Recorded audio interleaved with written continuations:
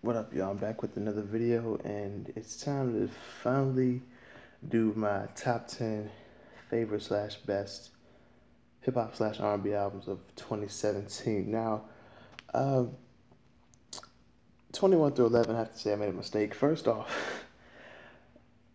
my 10th favorite slash best hip hop album of the year. Well, I'm gonna say hip hop album, not slash R&B, because this was a hip hop album. Number 10. It was in the thumbnail of 21 through 11 because I only have 9 spots available on the Pick Collage app that I use for the thumbnails for these top videos, top whatever number it would be, and I put that in the 21 through 11, and like 21 and 20 didn't even make it.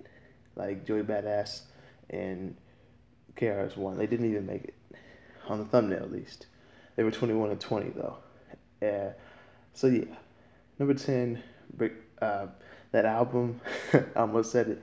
It was in that thumbnail because I remember Talib Kweli, Radio Silence. I put that in the same slide as I had Jay-Z's 444, which was in the bottom. It was in the middle section, but it was at the bottom of it. And Radio Silence was in the upper left of that one slide where I had Jay-Z 444. I didn't want to do that for the top 10. I just said, you know what, do it like I did in 2016, all 9. My top 9 will at least be in the thumbnail. Because why would I just do 10 through 2? Because then I would leave number 1 out, and that's the most important album. So it's like, yeah. I did make another mistake, though, because 21 and 20... Tyler the Creator, Scumfuck Flower Boy. That should have made my top, not even top 20. That should have made top 20, but it should have made like 19. It would have been tied or fighting with Lando Chill, the boy who spoke to the wind. So yeah, Scumfuck Flower Boy. It should have made it over Joey Badass's All American Badass and KRS-One's The World Is Mine. It would have been 19. It would have been 19 or 20. It would have been either 19 or 20. It would have made the top 20. So yeah, that was a mistake. But I didn't feel like doing the whole freaking album. The whole freaking video over again. So yeah, and just because I don't want to do another video or two about stuff like this, I wrote some certain things down that I said I might do in another video, like favorite songs of the year and best of the fourth quarter / or second half of 2017. And not a lot dropped in December of 2017, so I didn't do a top of December. But just really quickly, I want to go ahead and name you what I feel are the best albums of the fourth quarter and of the second half of 2017. Let's go ahead and do the fourth quarter. There were only like 4 of them. Overdose, 2008. Talib Kweli, Radio Silence. Static Selector, 8. Novelist, Kenjutsu Under the Moonlight, and Edo G, Freedom. But yeah, Edo G, Massachusetts hip hop, shout out. There's more to Massachusetts hip hop than people think. And as far as the rest, the best of the second half of the year, so many. Loot, 1996 Part 2. Rhapsody, Layla's Wisdom, which was on my top 21 through 11. Injury Reserve, Driver Like a Stolen. Nolan the Ninja, Yin. I'm not going to say that one because that's my number 10, so I'll just get to that. BrockHampton, Saturation 102, of course, was in my 21 through 11. Earth Gang with Rags. Joseph Chilliams, Henry Church, which if I wanted to shoot, that could have been a top 20 album too, maybe. So yeah, Henry Church and Tyler the Creator, Scumfuck Flower Boy, that could have made top 20 as well, maybe. Greaves, Running Wild, Apollo Brown, and Planet Asia, Anchovies.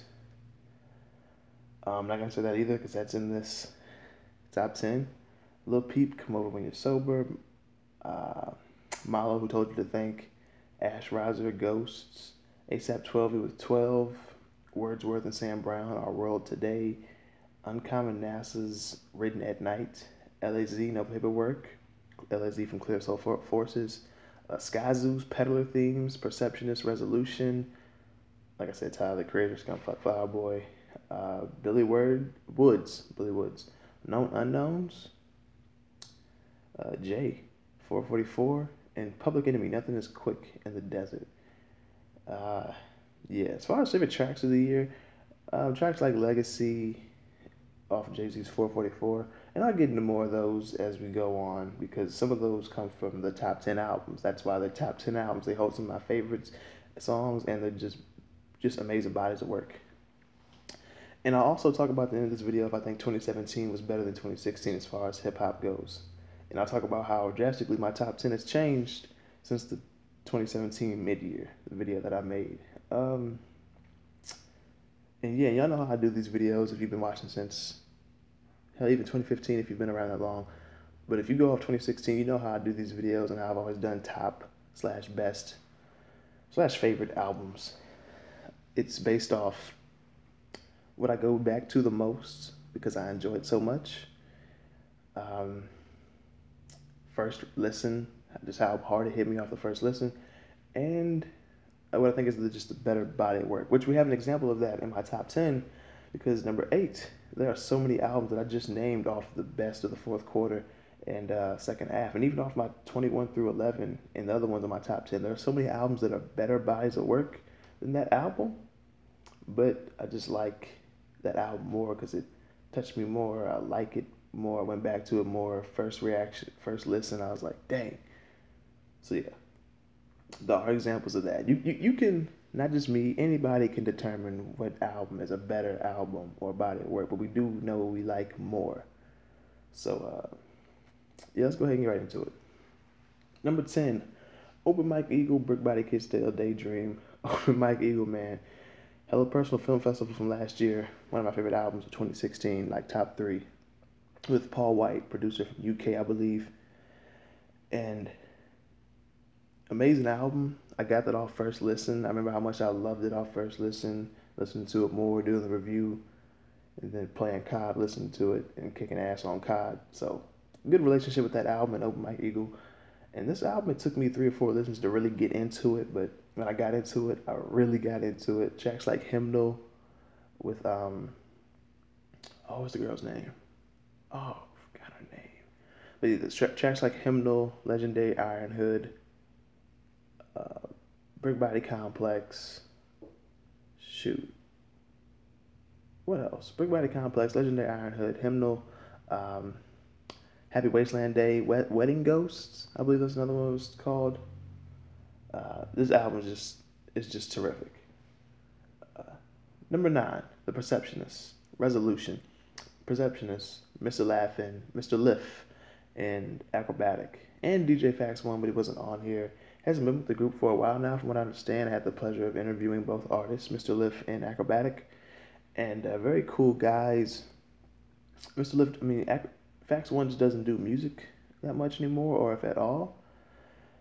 And this album was great. There was a trap banger on here. There was a single, which was amazing. It shows how diverse both artists can be. They're not just alternative hip-hop / boom bap guys. And yeah, tracks like Out of Control and Free at Last, amazing. Free at Last is very soulful. I love Lift's verse, both verses actually.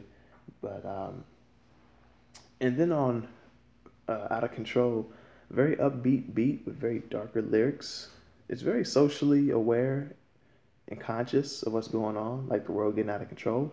So yeah, this was a great album. Massachusetts hip hop stand up. Like I said, with that OG Freedom, there's more to Massachusetts hip hop than just Guru from Gangstar and Ed OG being one of the main Massachusetts hip hop artists.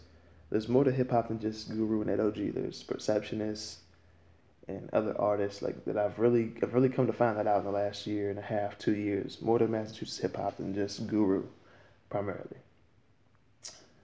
Number 8. This is the album I was talking about, where I was like, there are albums that I know that are better than this album. So many that I've dropped that are better than this album. I just went back to this more because I liked it more.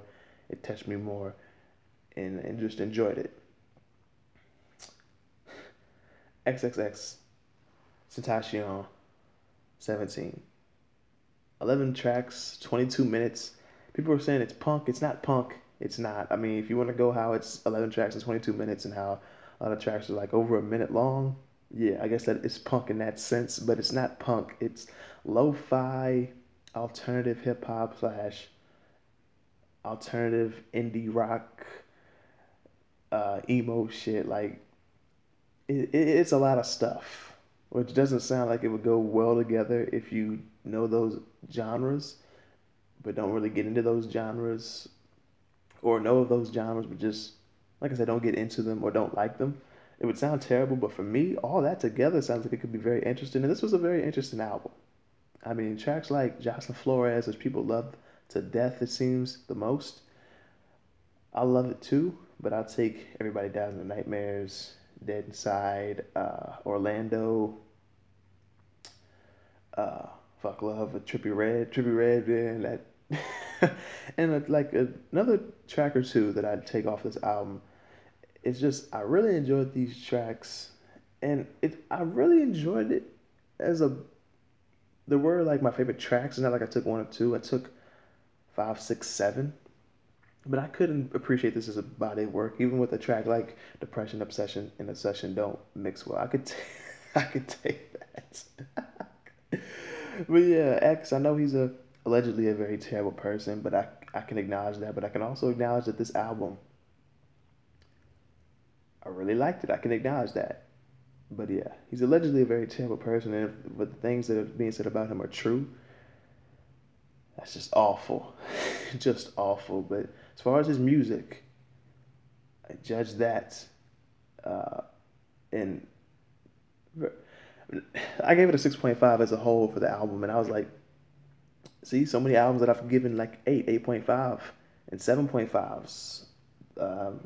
I've given albums that were 8s and 7.5s that I, of course, rated higher than this album, but enjoyed this more. So yeah, and I know I'm gonna get some flack for that, not just from people that I know because they don't like him, but not just because they don't like the album, but because they don't like him as the person of what he's been doing or has done, and I can understand that. I can understand. Jonwayne, number 7, Rap Album 2. I remember relating to this so much. Tracks like Hills, Human Condition, City Lights, City Lights, Hills, Human Condition, Live from the Fuck You. Like, this album was just so cohesive. It's a great body of work. Jonwayne, based out of California. I'm not sure if he's from there, but yeah, just great album. One of the first albums, like one of the, 7 to 10 albums that I reviewed this year, and it's really held its spot. It was in my top 5 or 6, but it's at number 7 now.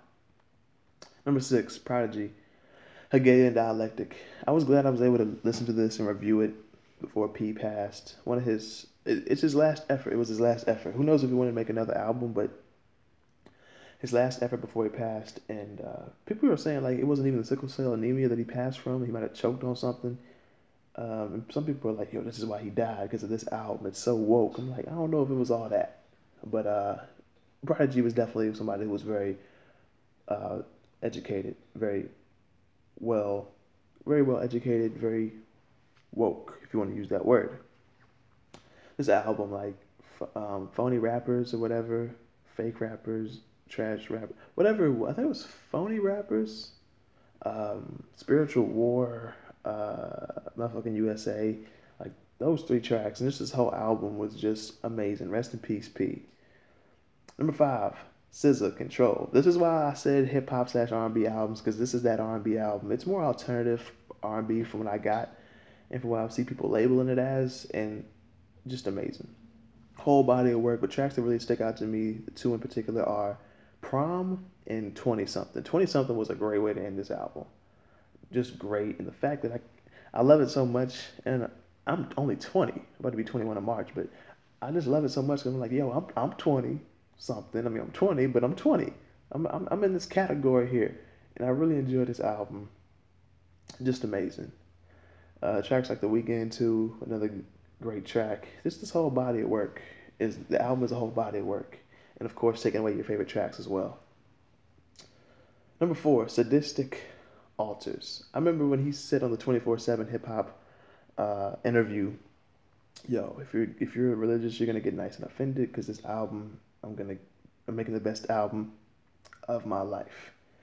And I think he has. I've been listening to him since Phantom Limbs with No, who I believe he's the producer of Kind of Linguist. And then Silo Sessions dropped in like February in 2016, and I was like, damn, this dude can go. And on here, tracks like Honeycomb, Water, Sacrifice, which was like my favorite track on the album until I just kept listening to Free Spirits, which was, I believe, the only single to promote this album. And just that one verse that he had, I think it was the second verse. Let's put the cult in culture. I put the vote to vultures. Electric birds fly over oceans, open sojourns, soaked in sulfur. Those broken bones burn the same. Don't you know where to blame? We sold our soul over, chose our flames to maintain hope, folks. It won't turn to rain. I might have left the line out in between there, but just amazing, man. This album is just so fucking great. I was waiting for this album since I saw the interview, and when I saw what it was titled on the album cover and what I knew about this album going into it from the interview and everything, I was like, this is gonna be great, and it was, and it's maintained its spot. It's been in my top 5, top 4 since I listened to it in my 2017 mid-year, and I got the fortunate pleasure to interview Sadistik as well. Very cool, down to earth dude, and all these interviews that I'm talking about with these artists, you can look. They're on oklow.com. And if you're wondering why I'm pausing a lot, well, I just got done working out, hitting abs, and right before I worked out, I tried to record this video like 3 or 4 times. Like, I got 12 minutes into each one, and I was like, damn. So, throat kind of hurts. Number 3, BrockHampton Saturation 3. This is a classic example of what happened last year with Run the Jewels 3. Run the Jewels 3 dropped in like Christmas Eve or Christmas, and I only had a week to go. I only had a week to listen to it. And some people were like, yo, how did this make your top? How did it make it? You only had a week to listen to it. And I get that, but at the same time, it's like, go just off the first listen. That's another way I judge an album, how much I enjoy it. Like, if it just clicked on the first listen, I can really determine where I place it.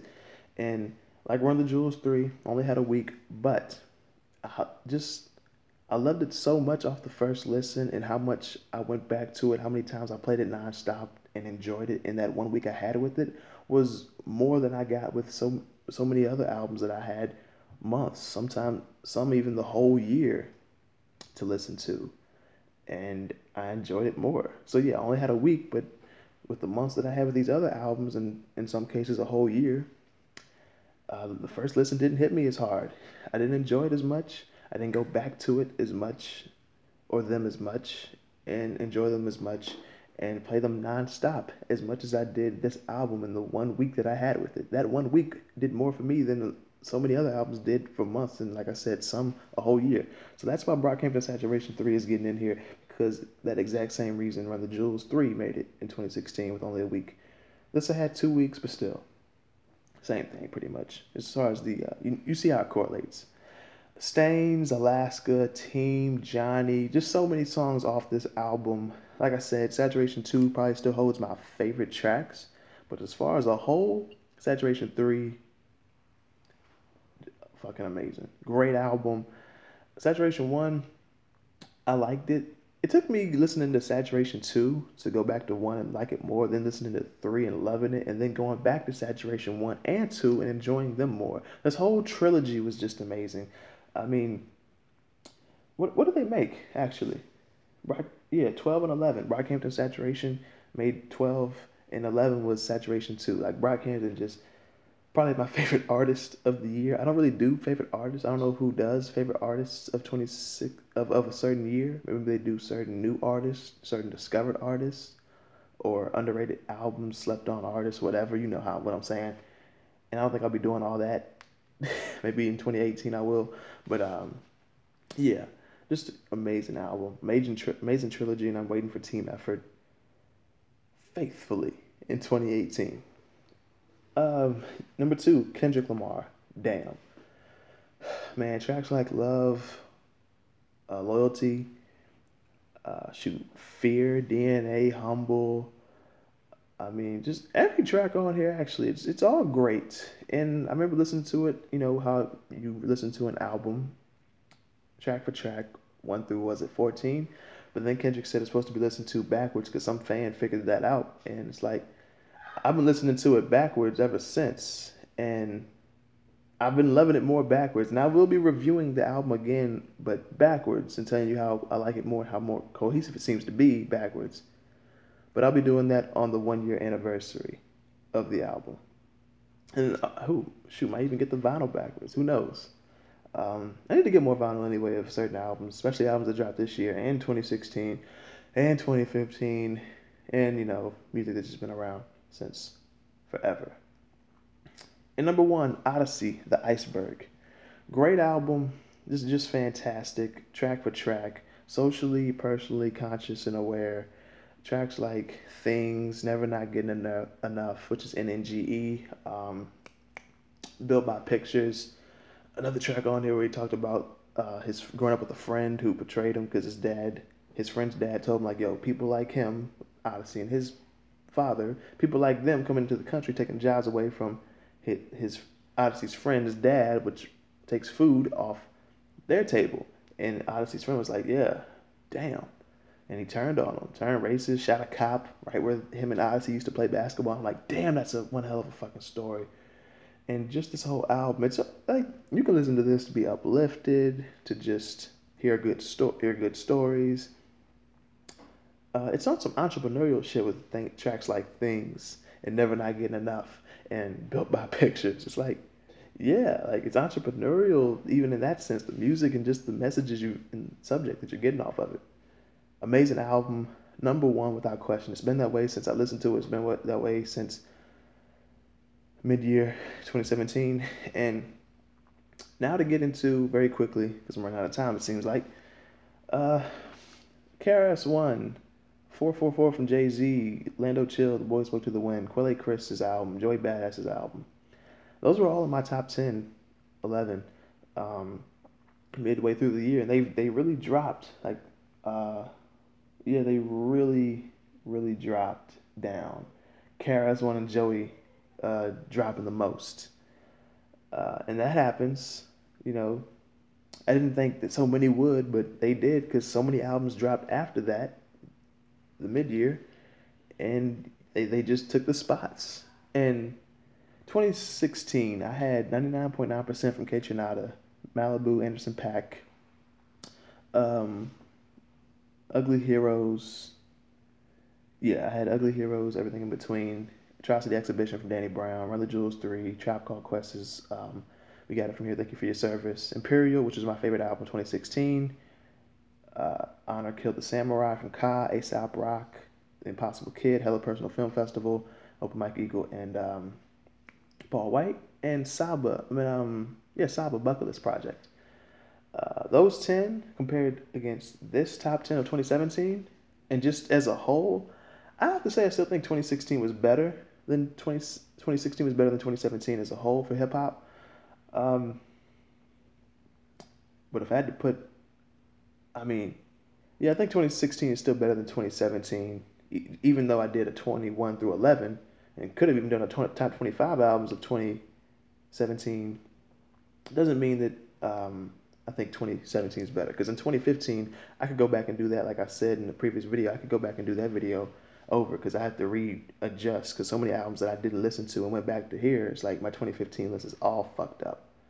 So yeah, that's my 2017 top 10 hip hop albums of the year. What are yours? Let me know in the comment section below, and what you think about my list.